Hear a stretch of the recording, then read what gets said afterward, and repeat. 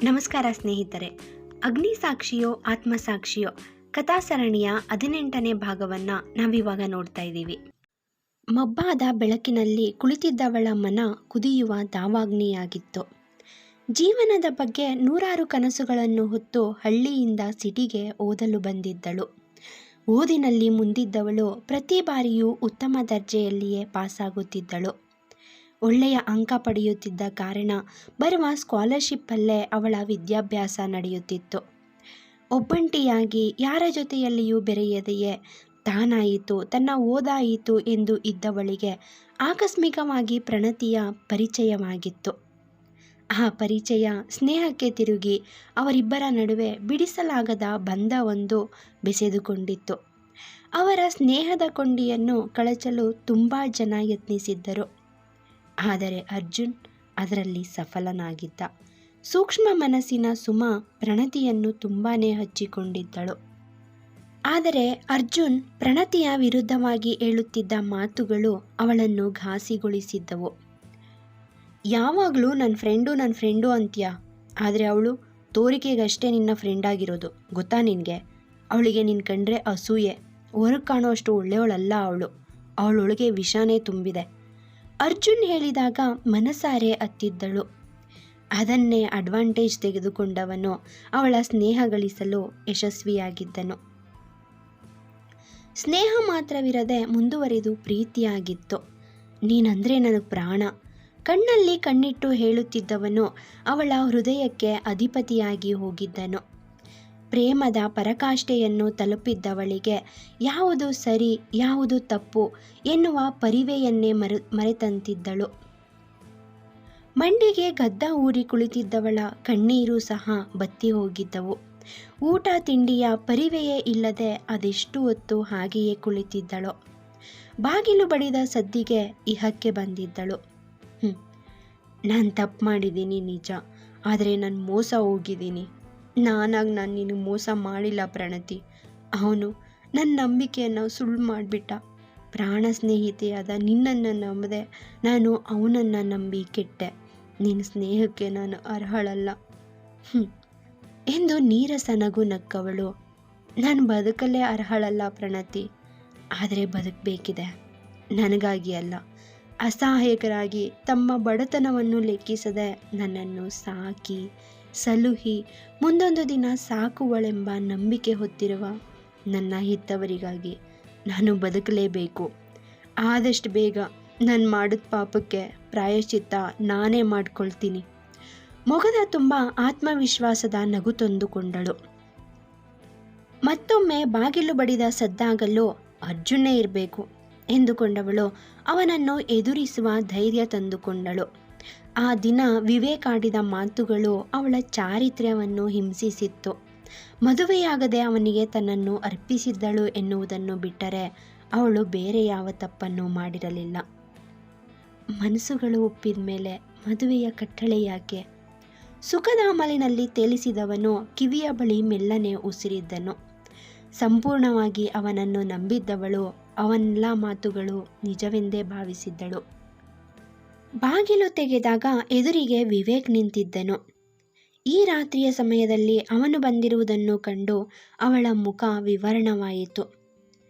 ಇವನು ಕೂಡ ನನ್ನನ್ನು ವೇಶ್ಯೆ ಎಂದೇ ಭಾವಿಸಿದ್ನ? ದುಃಖ ಉಮ್ಮಳಿಸಿ ಬಂದಿತ್ತು. ಏನ್ರಿ ನೀವು ಮನೆಗೆ ಬಂದವರನ್ನ ಹೊಳುಕರಿಯೋ ಸಂಸ್ಕೃತಿನೇ ರೂಢಿಸ್ಕೊಂಡಿಲ್ವಾ? ಅವಳನ್ನು ದೂಡಿ ಅವನೇ ಒಳ ನಡೆದನು. ತಿರುಗಿ ಅವನತ್ತ ಅಸಹಾಯಕ ನೋಟ ಬೀರಿದವಳು ಬರುತ್ತಿದ್ದ ಅಳುವನ್ನು ಕಷ್ಟಪಟ್ಟು ಸಹಿಸುತ್ತಿದ್ದಳು. ಅವಳ ಹೃದಯ ಜೋರಾಗಿ ಬಡಿದುಕೊಳ್ಳುತ್ತಿತ್ತು. ಒಳಬಂದು ನೋಡಿದವನು ಮುಖ ಕಿವಿಚಿದನು. ಏನ್ ಜಿಪುಣ್ರು ರೀ ನೀವು, ಪವರಲ್ಲೂ ಸೇವಿಂಗ್ಸಾ? ನಕ್ಕನು. ಅವಳು ಮೌನವಾಗಿದ್ದಳು. ರಾಮ ಏನ್ ಜನನಪ್ಪ, ಅದೇಗ್ ನಿಮ್ಮಂಥವ್ರೆ ನಮ್ಮ ಬಾಸ್ ಕಣ್ಣಿಗೆ ಬೀಳ್ತಿರೋ, ಅದೇ ಯಕ್ಷ ಪ್ರಶ್ನೆ ನನಗೆ. ಅವನೇ ಎದ್ದು ಹೋಗಿ ಲೈಟ್ ಆನ್ ಮಾಡಿ ಬಂದು ಕುಳಿತನು. ಇಷ್ಟೊತ್ತು ಕತ್ತಲಲ್ಲಿ ಇದ್ದವಳಿಗೆ ಪ್ರಕಾಶಮಯವಾದ ಬೆಳಕು ಕಣ್ಣನ್ನು ಮಬ್ಬಾಗಿಸಿತ್ತು. ಮನೆಯನ್ನು ಬೆಳೆಸಿದವನೇ ನನ್ನ ಬಾಳನ್ನು ಕಸಿಯಲು ಬಂದಿರುವನೆ, ಏನು ಮಾಡಲಿ ನಾನು? ಕೈಯಲ್ಲಿ ಹಿಡಿದಿದ್ದ ದುಪ್ಪಟ ಅವಳ ಪ್ರಹಾರವನ್ನು ಸಹಿಸಿತ್ತು. ಬಾಗಿಲು ಹಾಕಿದ ಸದ್ದಿಗೆ ಬೆದರಿ ನಿಂತಳು. ಆ ಕ್ಷಣ ಅವಳ ಜಂಘಾಬಲವೇ ಕುಸಿದು ಹೋಯಿತು. ಪ್ಯಾಂಟ್ ಜೇಬಿನೊಳಗೆ ಕೈ ಇಳಿಬಿಟ್ಟು ಬಾಗಿಲಿಗೆ ಒರಗಿ ಅವಳ ಬಳಿಯೇ ನಿಂತನು. ಏನ್ರೀ, ಯಾಕೀಗೆ ಮಂಕ್ ಬಡ್ದೋರಾಗಿ ನಿಂತಿದ್ದೀರಿ? ಏನಾಯಿತು? ಗಂಭೀರವಾಗಿ ಕೇಳಿದನು. ಏನಿಲ್ಲ, ತಲೆ ಬಾಗಿತು ಅವಳದು. ಅವಳ ಹತ್ತಿರ ಬಂದವನು, ಏನಾಯಿತು ಹೇಳಿ ಸುಮಾ. ಆ ದಿನದಿಂದ ನಾನು ನಿಮ್ಮನ್ನು ಗಮನಿಸ್ತಾ ಇದ್ದೀನಿ. ಏನೋ ಚಿಂತೆಯಲ್ಲಿ ಮುಳುಗಿರೋ ಹಾಗೆ ಕಾಣ್ತೀರಿ. ಆ ಮನುಷ್ಯ ಯಾರು ಏನು ಅಂತ ಕೇಳಲ್ಲ ನಾನು, ಆದರೆ ಅವನಿಂದ ಏನಾದರೂ ತೊಂದರೆನಾ? ಕಕ್ಕುಲತೆಯಿಂದ ಕೇಳಿದಾಗ ಅವಳು ತಲೆಯಾಡಿಸಿ ಬಿಟ್ಟಳು. ನಿಮ್ಮ ನೋವೇನು ನನಗೆ ಗೊತ್ತಿಲ್ಲ ಸುಮಾ, ಆದರೆ ನಮ್ಮ ಬಾಸ್ ಮತ್ತು ನಾನು ನಿಮಗೆ ಯಾವುದೇ ಸಂದರ್ಭದಲ್ಲಾದರೂ ಸಹಾಯಕ್ಕೆ ನಿಲ್ತೀವಿ, ಭರವಸೆ ನೀಡಿದನು. ಅವನ ಮಾತಿಗೆ ಅವಳ ಕಣ್ಣುಗಳು ತುಂಬಿದವು. ನಿಮಗೆ ಕೃತಜ್ಞತೆ ಹೇಳಬೇಕು ತಿಳಿತಿಲ್ಲ ನನಗೆ. ದುಪ್ಪಟ್ಟ ಬಾಯಿಗೆ ಅಡ್ಡ ಹಿಡಿದು ಬಿಕ್ಕಿದಳು. ಅವಳ ಕಣ್ಣೀರು ನೋಡಲಾಗಲಿಲ್ಲ ಅವನಿಗೆ. ಕೃತಜ್ಞತೆ ಹೇಳೋದು ತುಂಬ ಸುಲಭ. ಅವಳ ಹತ್ತಿರವೇ ಬಂದು ಹೇಳಿದಾಗ ಬೆಚ್ಚಿದಳು.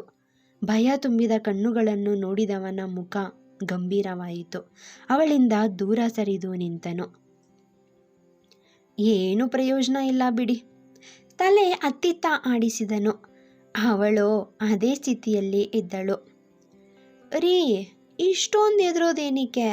ನಾನು ಕೃತಜ್ಞತೆ ಹೇಗೆ ಸಲ್ಲಿಸೋದು ಅಂತ ಹೇಳೋಕಷ್ಟೇ ಬಂದಿದ್ದು. ಅವಳ ಮುಖ ನೋಡಲಾಗದೆ ಚಡಪಡಿಸುತ್ತಾ ಹೇಳಿದನು. ವಿವೇಕ್ಗೆ ಅವಳ ಪರಿಚಯ ಅಷ್ಟಿಲ್ಲದಿದ್ದರೂ ಸದಾ ನೋವು ತುಂಬಿದ ಕಣ್ಣುಗಳು, ಗಂಭೀರವಾದ ಮುಖ ಅವಳ ಬಗ್ಗೆ ಕುತೂಹಲ ಮೂಡಿಸಿತ್ತು. ಆ ಮನುಷ್ಯ ಆ ದಿನ ಆ ರೀತಿ ವರ್ತಿಸಿದಾಗ ಕನಿಕರ ಪಟ್ಟುಕೊಂಡಿದ್ದನು. ಈಗಲೂ ಅವಳ ಮುಖದಲ್ಲಿ ನಗು ತರುವ ಉದ್ದೇಶದಿಂದ ಚೂರು ಸಲುಗೆ ವಹಿಸಿದ್ದನು. ಆದರೆ ಅವಳು ಬೇರೆಯದೇ ಅರ್ಥ ಮಾಡಿಕೊಂಡಿದ್ದಳು. ನೀವು ಹೀಗೆ ಮೌನ ಗೌರಿ ಆಗಿದ್ರೆ ನಾನು ಹೋಗ್ತೀನಷ್ಟೆ, ಗಂಭೀರವಾಗಿ ಹೇಳಿದಾಗಲೂ ಅವಳ ಸ್ಥಿತಿಯಲ್ಲೇನು ಬದಲಾವಣೆ ಕಾಣದಾದಾಗ ಅವಳನ್ನು ಕೈ ಹಿಡಿದು ಅಲುಗಿಸಿದನು. ಅವನ ತೋಳಿಗೆ ಒರಗಿದವಳು, ನಾನಂತ ಹೆಣ್ಣಲ್ಲ, ನನ್ನ ಏನು ಮಾಡಬೇಡಿ. ಕೈ ಮುಗಿದು ಅಂಗಲಾಚಿದಾಗ ಬೆಚ್ಚಿದನು ವಿವೇಕ್. ಅವಳನ್ನು ತನ್ನ ತೋಳಲ್ಲಿ ಬಳಸಿದವನು, ನಾನು ಕೂಡ ಆ ತರಹದ ಹುಡುಗ ಅಲ್ಲ ರೀ. ಅವಳನ್ನು ಸಂತೈಸಿದನು. ಮನಸಾರೆ ಅತ್ತು ಸಮಾಧಾನಗೊಂಡವಳು ಅವನಿಂದ ದೂರ ಸರಿದಳು. ವಿವೇಕ್ ತುಸು ಮೆತ್ತಗಾಗಿದ್ದನು. ಸಮಾಧಾನ ಆಯ್ತಾ? ಅವಳ ಮನ ನೋಯಿಸದ ಹಾಗೆ ಮೆಲುವಾಗಿ ಕೇಳಿದನು. ತನ್ನ ಅತಿರೇಕಕ್ಕೆ ನಾಚಿದವಳು ಅಡಿಗೆ ಮನೆಯತ್ತ ಓಡಿದಳು. ಎಷ್ಟೇ ಕಷ್ಟ ಬಂದರೂ ಕುಗ್ಗದೆ ಧೈರ್ಯವಾಗಿ ಎದುರಿಸುತ್ತಿದ್ದ ತಂದೆಯನ್ನು ನೋಡಿ ಬೆಳೆದವಳು ಪ್ರಣತಿ ಅರ್ಜುನ್ ಬಿಟ್ಟರೆ ಇನ್ನಾರ ಮುಂದೆ ತನ್ನ ಭಾವನೆಗಳನ್ನು ಹೊರಹಾಕಿದವಳಲ್ಲ. ಆದರೆ ಇಂದು ವಿವೇಕ್ ಮುಂದೆ ಅವಳ ನ್ಯೂನತೆ ಬಹಿರಂಗವಾಗಿತ್ತು. ನೀರು ಕುಡಿದವಳು ತುಸು ಸಾವರಿಸಿಕೊಂಡು ಬಂದಿದ್ದಳು ಅವನ ಬಳಿ. ಕ್ಷಮಿಸಿ ಸರ್, ನಿಮಗೆ ಹರ್ಟ್ ಮಾಡಿದೆ ಅನಿಸುತ್ತೆ, ಅಳುಕುತ್ತಾ ಹೇಳಿದವಳ ಮಾತಿಗೆ ನಕ್ಕನು ವಿವೇಕ್. ಇಲ್ಲ, ನಾನೇ ಸ್ವಲ್ಪ ಅತಿಯಾಗಾಡಿದೆ. ಬಂದ ವಿಷಯ ಹೇಳೋದು ಬಿಟ್ಟು ಅತಿರೇಕ ಮಾಡಿದೆ. ಅವನ ಮೊಗದಲ್ಲೊಂದು ಮಂದಹಾಸ ಮಿನುಗಿತು. ಏನು ಬಂದಿದ್ದು? ತುಸು ಗೆಲುವಾದಳು. ನಿಮ್ಮ ಕೈ ರುಚಿ ನೋಡ್ಬೇಕನ್ನಿಸ್ತು, ಅದಕ್ಕೆ ಬಂದ್ಬಿಟ್ಟೆ. ವಾರೆಗಣ್ಣಲ್ಲಿ ಅವಳತ್ತ ನೋಡಿ ಹೇಳಿದನು. ಅಳುಕುತ್ತಾ, ಅದಕ್ಕೇನು ಸರ್, ನಿಮಗಿಷ್ಟ ಇದ್ದರೆ ಸರಿ ಎಂದಳು ಮೆಲುದನಿಯಲ್ಲಿ. ನೀವು ಕರುಣಿಸಿದ್ರೆ ನನಗೆ ಯಾವುದೇ ಕಷ್ಟ ಇಲ್ಲ, ಹುಬ್ಬಾರಿಸಿದನವನು. ಸರಿ ಸರ್, ನಕ್ಕವಳು ಅಡುಗೆ ಮನೆಯತ್ತ ನಡೆದಳು. ಅವಳ ಹಿಂದೆಯೇ ಹೊರಟನವನು. ಹಿಂದೆಯೇ ಬಂದವನನ್ನು ನೋಡಿ ಏನೆನ್ನುವಂತೆ ನೋಡಿದಳವಳು. ಓ ಗಾಡ್, ಈ ಪಾಮರನ್ ಜೀವ ಸಾರ್ಥಕ ಆಯಿತು. ಎದೆಯ ಮೇಲೆ ಕೈ ಇಟ್ಟುಕೊಂಡವನ ಮಾತಿಗೆ ನಕ್ಕಳು. ಬೇಡ ರೀ, ಉದುರೋಗುತ್ತೆ, ನನಗೆ ಹಾಯೋಕ್ಕೆ ಕಷ್ಟ. ಅಮಾಯಕನಂತೆ ಹೇಳಿದಾಗ ಕಣ್ಣು ಕಿರಿದು ಮಾಡಿದಳು. ಮುತ್ತುಗಳು ಮುತ್ತುಗಳು ಹೇಳಿದನು ಅಡಿಗೆ ಕಟ್ಟೆಯ ಮೇಲೆ ಕೂರುತ್ತಾ. ಮುಗುಳು ನಕ್ಕವಳ ಮನ ಏನನ್ನೋ ನೆನೆದು ಮತ್ತೆ ಮುದುಡಿತ್ತು. ಗುಲಾಬಿಯ ದಳದಾಗಿರೋ ಆ ನಿನ್ನ ತುಟಿಗಳು ಅರಳೋದನ್ನೇ ಕಾಯ್ತಿರೋ ಅಮರ ಪ್ರೇಮಿ ನಾನು. ಅವಳನ್ನು ನೋಡಿದಾಗ ಅರ್ಜುನ್ ಹೇಳುತ್ತಿದ್ದ ಮಾತುಗಳು.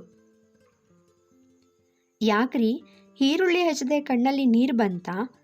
ಪ್ರಶ್ನಾರ್ಥಕವಾಗಿ ನೋಡಿದಾಗ, ನಾನು ಮಾಡ್ತಾ ಇರೋದು ಪೊಂಗಲ್ಲು, ಅದಕ್ಕೆ ಈರುಳ್ಳಿ ಹಾಕಲ್ಲ ನಕ್ಕಳು.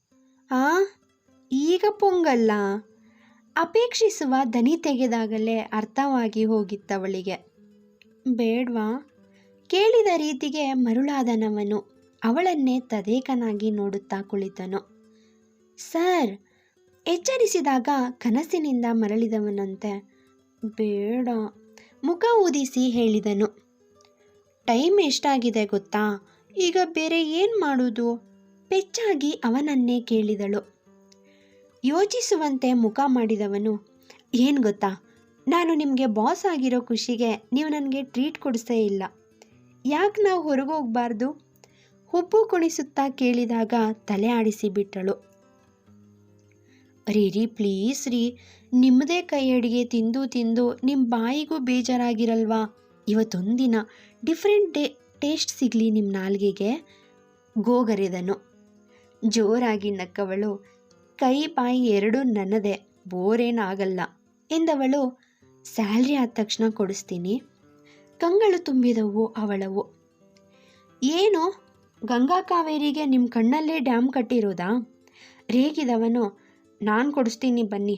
ಕಾರಣ ಇಷ್ಟೇ, ಇನ್ನು ಮುಂದೆ ನಿಮ್ಮ ಬಾಸ್ ಆದ ನನ್ನ ಟಾರ್ಚರ್ ಸಹಿಸಬೇಕಲ್ವಾ ನೀವು? ಅದಕ್ಕೆ ಏರು ದನಿಯಲ್ಲಿ ಹೇಳಿದನು. ತಟ್ಟನೆ ತಲೆ ಎತ್ತಿದವಳು, ಸರ್ ಪ್ಲೀಸ್, ನಾನೇ ಸ್ಯಾಲ್ರಿ ಆದ ತಕ್ಷಣ ಕೊಡಿಸ್ತೀನಿ. ದೀನ ಮುಖ ಮಾಡಿದಳು. ಪ್ಲೀಸ್, ಹೇಳಿದ್ದನ್ನೇ ರಿಪೀಟ್ ಹೇಳಬೇಡ್ರಿ. ನನಗೆ ಹೊಟ್ಟೆ ತುಂಬ ಹಸಿತಿದೆ. ನೀವು ಮಾಡೋ ತನಕ ಕಾಯೋ ತಾಳ್ಮೆ ನಿಜವಾಗ್ಲೂ ನನಗಿಲ್ಲ, ಮೊಗ ಬಾಡಿಸಿದನು. ಅವನ ಬಾಡಿದ ಮುಖ ನೋಡಲಾಗದೆ ಸರಿ ಸರ್ ಎಂದಳು. ಕಳೆದ ಬಾರಿ ವಿವೇಕ್ ಸುಮಾ ಮನೆಯ ಬಳಿ ಬಂದಾಗ ನಡೆದ ಘಟನೆಯಿಂದ ಸುಮಾ ಮೇಲೆ ಕಣ್ಣಿಟ್ಟಿದ್ದನು ವಿವೇಕ್. ಬಾಸ್ ಬಳಿ ಕೂಡ ಸುಮಾ ಬಗ್ಗೆ ಚರ್ಚಿಸಿ ಅವಳನ್ನು ಅವನು ಉಳಿದಿರುವ ಅಪಾರ್ಟ್ಮೆಂಟಲ್ಲೇ ಒಂದು ರೂಮ್ ಕೊಡುವಂತೆ ಕೇಳಿಕೊಂಡಿದ್ದ.